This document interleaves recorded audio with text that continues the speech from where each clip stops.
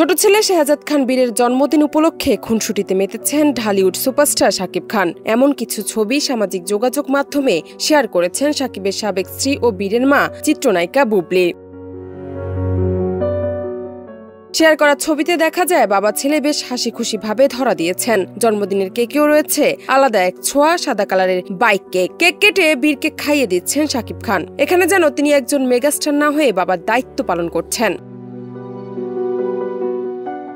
এদিকে ছবিগুলো শেয়ার করে বুবলি ক্যাপশন লিখেছেন, বাবা এবং ছেলের ভালোবাসার কোনো সীমা নেই। ক্যাপশনের সঙ্গে অভিনেত্রী জুড়ে দিয়েছেন একটি ভালোবাসার ইমোজি। পবিত্র ঈদ উল ফিতরের প্রেক্ষাগৃহে মুক্তি পাচ্ছে শাকিব খানের বরবাদ ও শবনম বুবলির জঙ্গলি নামের দুটি সিনেমা।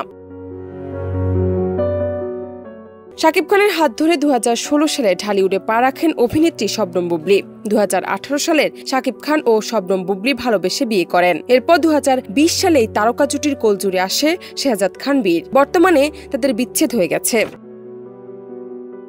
জান্নাত নিপু, দেশ রূপান্তর।